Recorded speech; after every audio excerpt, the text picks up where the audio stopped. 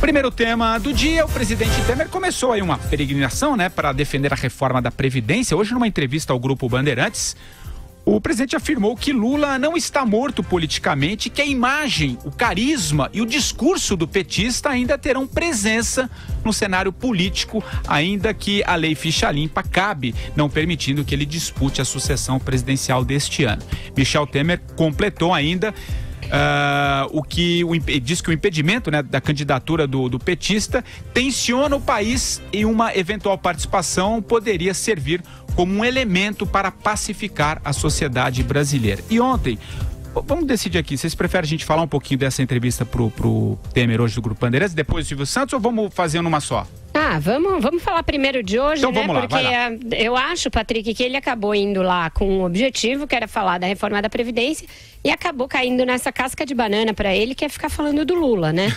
Pois é, eu acho é o que repercutiu. Pois para ele não tem o menor interesse isso, e ele falando o que ele falou, acaba jogando água no moinho do Lula, fazendo o discurso que interessa ao PT. Então, ele foi lá, gastou uma entrevista que era para conscientizar sobre a necessidade da reforma da Previdência, falar sobre os números, explicar o que é essa reforma para quem ouve rádio, que geralmente é quem menos acompanha esse noticiário estritamente econômico. Então ele perdeu uma boa oportunidade, caiu nessa armadilha de ficar falando do Lula. E quando ele fala do Lula, ele fala do jeito que o Lula quer, do jeito que o PT gostaria. E por que, no caso do Temer? Muitos fazem isso por erro, muitos fazem isso por ingenuidade. No caso dele, eu acho que tem um componente um pouco diferente. O fato de o PMDB ter sido um sócio majoritário desse esquema de pilhagem na Petrobras, que levou o Lula à sua condenação em segunda instância, a primeira de várias. Então, o Temer não pode simplesmente dizer o que seria o óbvio para um adversário político, que é o seguinte: olha, houve crimes, esses crimes foram investigados, foram punidos, foram julgados, ele foi condenado, a condenação foi reiterada, cumpra-se. Isso seria o normal de dizer. Só que ele não pode dizer, porque por crimes correlatos a esses estão sendo investigadas pessoas muito próximas a ele. E só não está sendo investigado ele próprio por uma circunstância do cargo que impede que ele seja processado no exercício da presidência, a menos que haja uma autorização do Congresso. Então o Temer faz um head porque sabe que o seu grupo está mais ou menos na mesma investigação que o Lula, acaba aderindo a esse discurso que seria melhor que ele fosse julgado nas urnas, o que é uma falácia, porque uma coisa não tem nada a ver com a outra, e deixa de falar da reforma da Previdência. Então achei uma entrevista que para os intentos do Temer saiu pela culatra. E você, Andreasa, o que você achou da entrevista exatamente nessa parte aqui, que ele disse que o Lula não está morto politicamente, que a imagem dele e o carisma ainda terão presença no cenário político? É uma coisa que você vem dizendo já há um tempo também. Ele disse exatamente isso, Qual a avaliação que você faz desse trecho e de outras partes da entrevista? Vai lá. Eu concordo com a análise.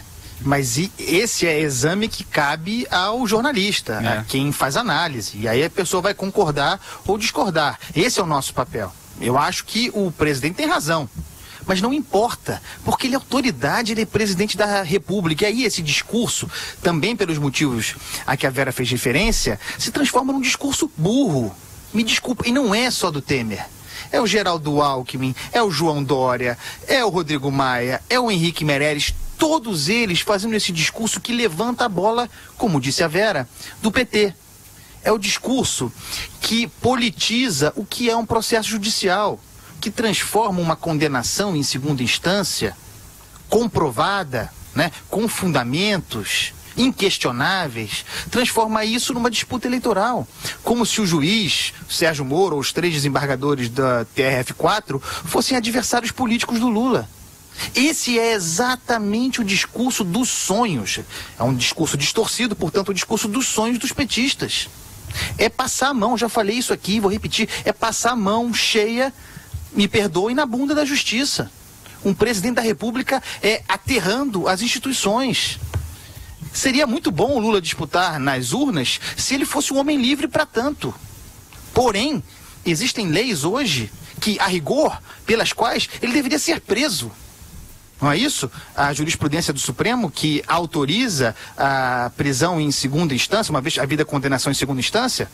Não há também a lei da ficha limpa? A gente pode discutir aqui, temos discutido as possibilidades de que essas leis sejam revistas. Há muitos oportunistas trabalhando para isso aí. Mas essa é outra questão. Um presidente precisa falar de acordo com a lei vigente. Então não existe Lula candidato. Não é aceitável, seria melhor para o país. Que ideia de pacificação é essa? Outro dia foi o Marco Aurélio, aliás, vários dias, falando em caos social, convulsão social, bom para o Brasil. Bom para o Brasil é que se cumpra a lei. Não dá. O ministro da Justiça falando em prudência. Que prudência? Prudência seletiva? Vocês estão dando um habeas corpus preventivo para o Lula? Todo dia aqui, fazendo o jogo dele? É muita burrice. Vai lá, Madu. Olha, o povão só foi às ruas indignado atrás de vacina de febre amarela. O Lula foi condenado, foi confirmado a pena dele e o povo não está nem aí para isso. O povo está preocupado com a febre amarela. Essa história aí, que Marco Aurélio Melo fala, né, pacificação que o Michel Temer fala, isso é papo furado. Papo para boi dormir. Isso é gente que tem o rabo preso com a justiça, que está devendo na justiça e que vê nessa condenação do Lula e na provável prisão dele, uma vez que ele foi condenado em segunda instância, digamos assim, numa janela, né, numa jurisprudência que faça com que em breve futuro, uma vez julgados esses outros candidatos aí, esses outros candidatos à penitenciária, que tem o mesmo destino. Por isso que eles ficam, esses caras é que ficam pregando o caos social, né? Pregando a instabilidade do país. Como disse a Vera, perdeu uma grande oportunidade o presidente Michel Temer de procurar ser didático e explicar para a população, através de poderosos veículos de comunicação, a necessidade absoluta da reforma da Previdência. Explicar tintim por tintim. Preferiu se apegar não em defender o Lula, em pacificação, mas já se prevenir, né, do futuro que talvez aguarde, né, que é o mesmo do Lula. É só assim que eu consigo explicar esse tipo de manifestação. Aliás, o Madu, dentro disso que você falou, o presidente perdeu a oportunidade, por exemplo, ontem, né? Ele concedeu uma entrevista ao programa Silvio Santos, né? Um programa mais popular, e se eu acompanhei, enfim, acho que vocês vão falar sobre esse assunto. A gente separou um trechinho. Tem aí, André? Coloca um trechinho dessa entrevista do Temer ao programa Silvio Santos, que na verdade era para tentar explicar pro povão essa reforma da Previdência. O que saiu dessa entrevista? Vai lá. Se não houver uma reformulação da Previdência, sim, o que vai acontecer daqui a 2, 3 anos, aquilo que aconteceu em Portugal e na Grécia. Ou seja, a dívida previdenciária é tão grande, tão expressiva, que lá foi preciso cortar 30%, 40% dos vencimentos dos funcionários públicos. Quer dizer que lá na Grécia e lá em Portugal, quem ganhava, digamos, R$1.000 por mês, recebia como previdência, sim, passou a receber 600 só. 600, porque teve que haver um corte. Por que nós estamos fazendo a reforma da Previdência agora? Para prevenir o futuro.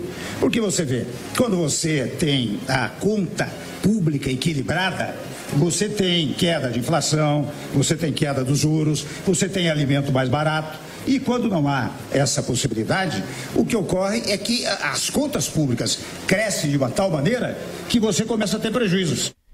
Vera, e aí? Perdeu uma grande... Acho que quem explicou, na verdade, foi o Silvio Santos. Então quer dizer que aí o Silvio Santos dá o exemplo que fala o bolso da pessoa que está assistindo. A pessoa ganhava 1.000, passou a receber só 600.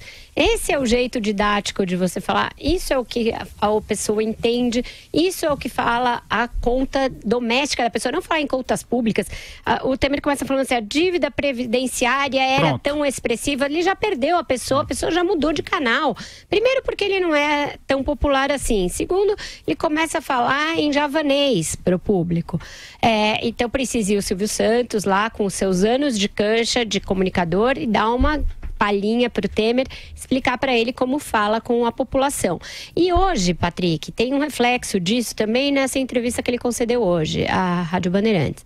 Quando ele fala da necessidade de se criar imposto, caso não seja aprovada a reforma tributária, que é uma outra coisa fácil das pessoas entenderem. Olha, se não for assim, vai ser por meio de um aumento de imposto que aí todo mundo vai pagar. Quem é aposentado, quem não é, todo mundo vai pagar mais imposto. Mas ele fala de uma maneira tão empolada, tão indireta, e ele, com medo de falar em aumento de imposto, fala, olha, a gente não quer, que a pessoa não entende, não é didático, não é suficientemente expressivo. E ele fala que a falta de popularidade é um ativo do governo dele. De fato, ele não está fazendo nada para melhorar isso.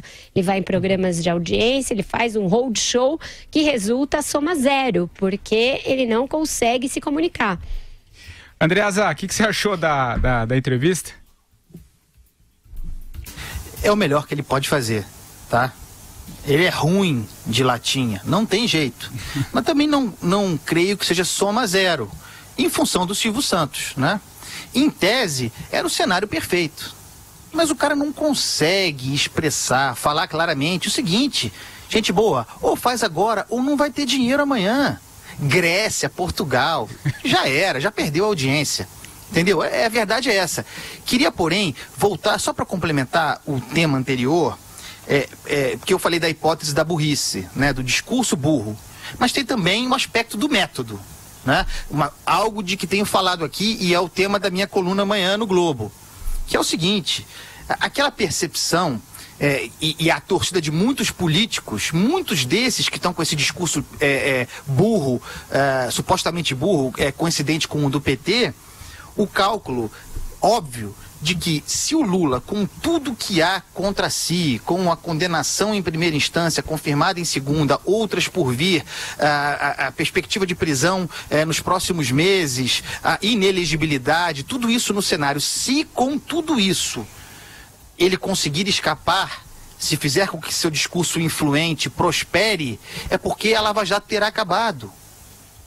É porque ninguém mais será pego. Esse é o cálculo metodológico do sistema, do establishment, que, em certo sentido, direto ou indiretamente, também calcifica a adesão a esse blá blá blá cafajeste do petismo.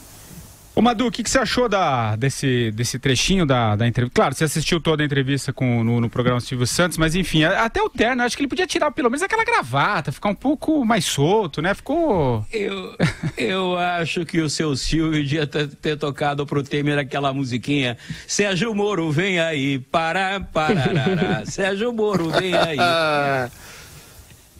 É só isso que eu tenho a dizer. Encerramos Temer, vamos avançar alguma coisa ainda, Vera? Acho que de reforma a gente ainda vai falar mais, né? Tirando o Temer, sempre se avança.